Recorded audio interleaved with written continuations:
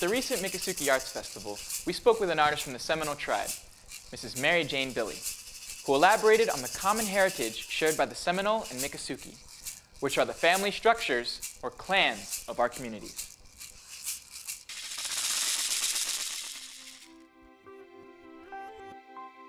My name's Jane Billie, and I'm from the Wind Clan.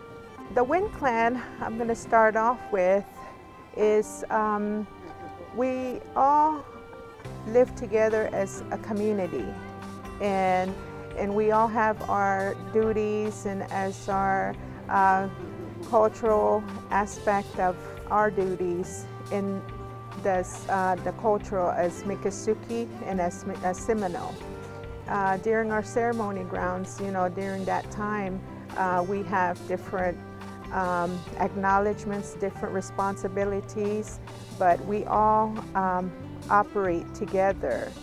Every clan has its purpose and its aspect of the cultural, the way, the language, the beliefs, and as a community. The clans, how they came about, a short version is how the Creator had, given responsibilities and a way of life for humanity all across the board.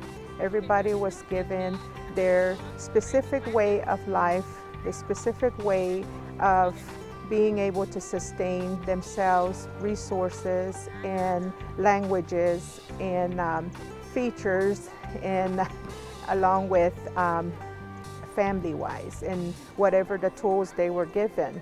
So as time came about, when as far as culturally and native people evolved, and it was time for them to come out, we had different clans came out of where they were created. The different clans that came about were, the Wind Clan, the Panther, the Bird, the Otter, and also there was Snake Clan, the Bear Clan, and Big Town. And then as time went on, everybody came to evolve, and they were, in the past history, there are more clans that were there.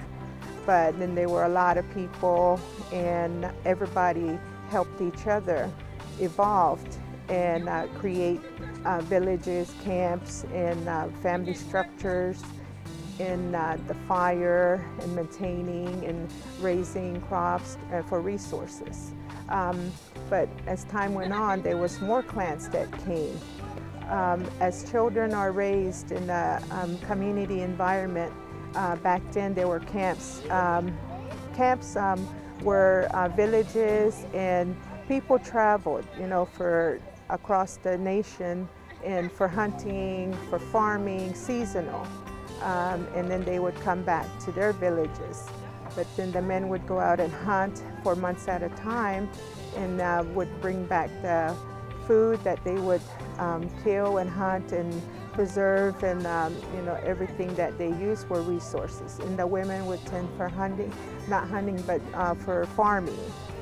Farming, maintaining the children, maintaining the villages. And so as the weather would change, they would have different homes that they would go to, different camps, and they would travel.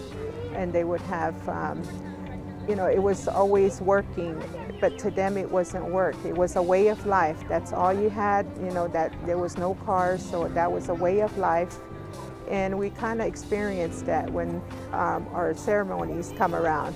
It's like if one person, like one of my children, if I asked them to do this and they didn't, then it affects how the process goes for dinner, breakfast, lunch, and so on, and also for the structure in the camp. My grandmother is the matriarch in our camp during the ceremonies, but she is the elder in our camp, but she is the one that I would go to and ask for whatever advice or what needs to be done or what needs to be maintained or what our duties or whatever else that she needs or she sees that we have to do. We have a modern life, but we still have to go back and participate because that's a way of life, and that is what we were given from the Creator to maintain ourselves, to balance ourselves,